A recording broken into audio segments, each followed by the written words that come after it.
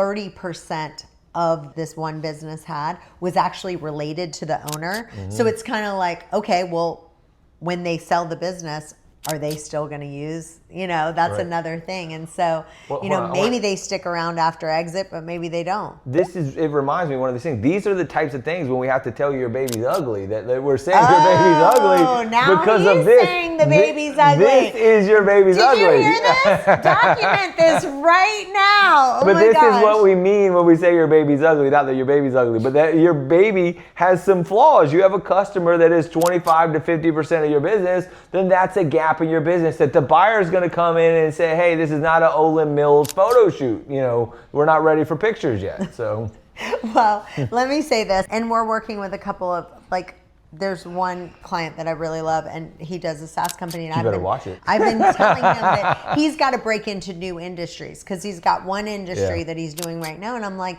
look, you've got to break into new industries. He's already in different geographies, but we need to make sure that we are breaking out into other industries, because if that one industry goes south, that's another issue that we need to look into. So that's where we come in. Yeah. Because now you can look to either acquire or merge with somebody. You don't have to create the new industry out of thin air. That's too risky. It's like starting a new company, and that's why people don't do it. But if you can go acquire a company and bring it in and roll it in, you can basically take over new sectors by absorbing other companies. Well, and I think I've heard people, I'll say things like, I'll talk to someone about their competitor, and their first response is like, I would never in a million years acquire that company.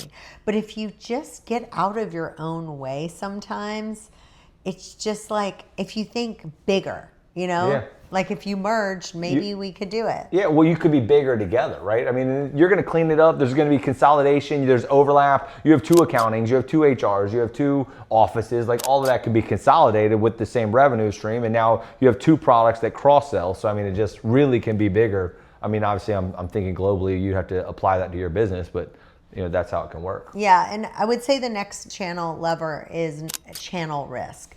And what channel risk means is that if you are doing all your advertising, say on Facebook, right? And I don't know any company, if you're big enough, almost every business owner has a story about their Facebook got hacked, their Facebook got shut down. I mean, for a long time, Facebook was just getting rid of platforms left and right. And so I know the Google algorithm completely shifted. They delisted a bunch of people. You did one thing wrong. Like, I know at one point they thought that some of our reviews weren't accurate. Like, we asked friends to go in and review. They thought they weren't accurate. They shut us down. So if Google shuts you down, I know we've had Facebook. We had a situation where an intern, you have to categorize certain things on Facebook.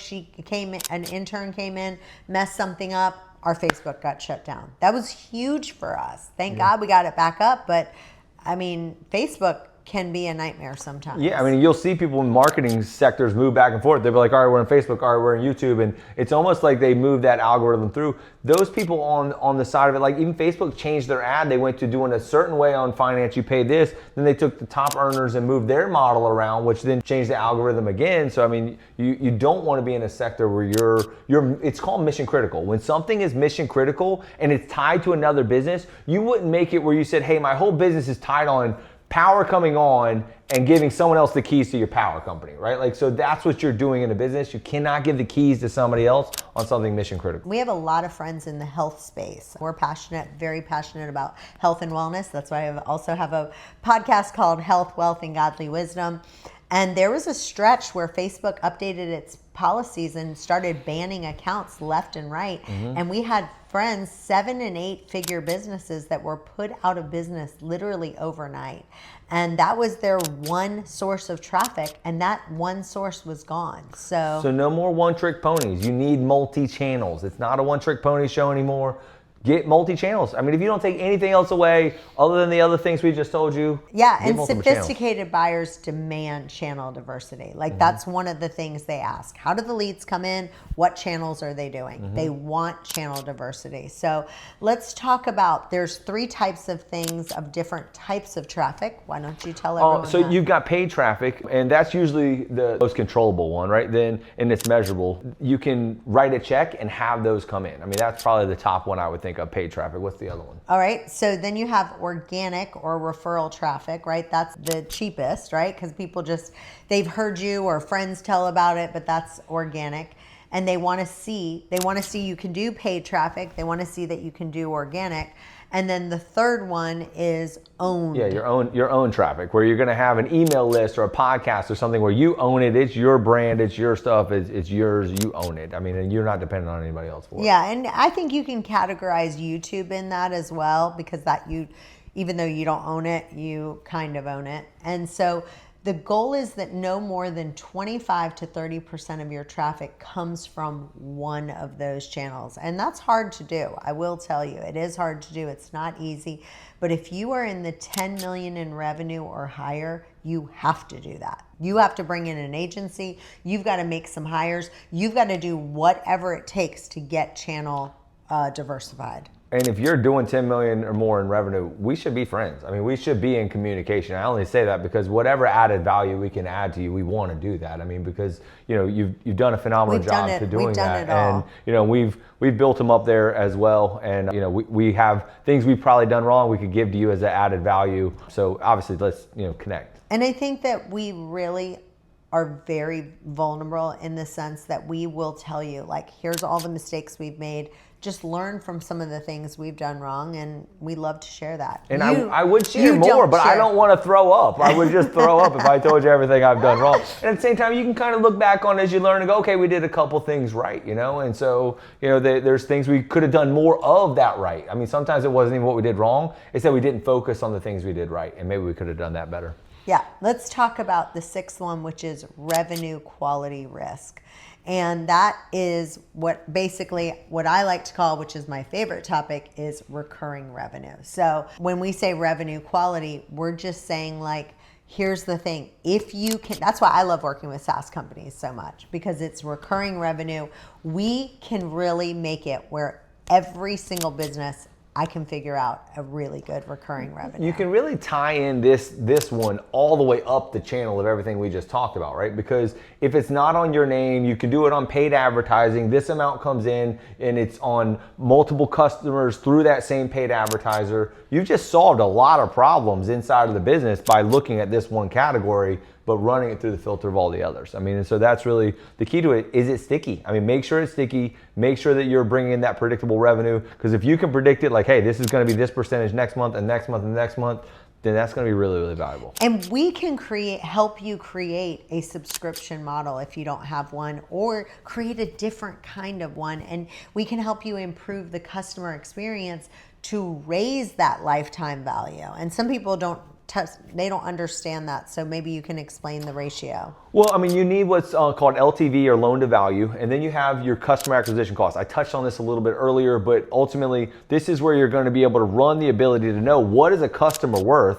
and how much does it cost to get them. When you can start calculating and pinpointing those two numbers to an acquirer, they're going to be really, really excited. Yeah, so for shorter terms, we call it LTV to CAC, right? And it's a critical ratio that almost every acquirer is going to ask us. And so everyone tries to optimize it by lowering the CAC, and it's actually easier to increase the LTV. So what that means is, if you can show LTV is on the rise, which LTV is lifetime value, then that's just a really good sign, and that makes you go, okay, this is a business that's really good. You can layer that in with reactivations, where they are rebuying and redoing it over and over again, or upselling. So if I get a customer in and they buy this product, but I sell them another product too, which is what we were just talking about earlier, by taking on another sector. So if you had a supplement company and you sold only magnesium oil, but you can now turn around and sell vitamin C gummies or whatever to the same customer, you've just increased your lifetime value of a customer without increasing your customer acquisition cost. Yes, so now let's talk about the next one, which is called capital and logistics risk. So basically that is from everything from inventory issues to supply chain problems. If you are in a service-based business, it's not as hard to deal with this. But what are you laughing at? Oh, nothing. I was just thinking, but this is what we're dealing with right now, right? Because that's the thing, when they did the tariffs, that impacted things coming in. When they had this war, then there was the Strait, and that changed the thing with oil. So you see this in your everyday life, but you don't always look at it necessarily in your business, that it could be your business. And what happens is sometimes it's not your business. So you don't think about it because you go, well, I'm not in that industry, it didn't bother me. But then next thing you know, you get disrupted with something like this. And so that's the issue with supply chain. I mean, you can even look at it in real estate. Real estate supply chain can be real estate. It can also be interest rates, right? Because interest rates coming up means the liquidity or capital of money coming in changes the inventory in that flow. Yeah, and I mean, you can have, like you said, and you can have an amazing product that everyone loves, but if your only manufacturer is from China, and then maybe the president comes along and slaps a 50% tariff on all your inventory, that's going to become a problem. And so, having your stuff made in China maybe be a process, but also be made in the US, then you're okay. If it was a little bit higher in the US and you've already got that going, also had it in China, guess what? Now you don't have to worry about those tariffs coming in place. Yeah, you can also parallel that to something where if you were going to build out a bunch of offices and every warehouse cost you a large amount of money, an investor or somebody coming to buy it wants the economy of scale to go down. So if you're buying a 2x4 for something, then as you buy more and more, the cost of the 2x4 should be going down. So you should be looking for things like that. If that cost isn't going down, then that becomes a problematic part of your business, that it's just too expensive. That's why a lot of people don't do corporate models. They do franchise or licensing because they don't want to have a new build out and a new employee and that's a capital risk that you're going to take on as you grow and scale. How much money has to be put out to get a new dollar in? Yeah. All right, let's talk about number 8, which is finances and compliance. So one of the things I am seeing more and more is messy books. And I think it's because the pool of accountants that we have, I don't even want to get started on that, but they are a hot mess express. And I just feel like messy books, personal expenses tangled up into the business is a big issue. And then the other one is compliance. Like, I just heard about a guy who lost over $20 million because they had a product.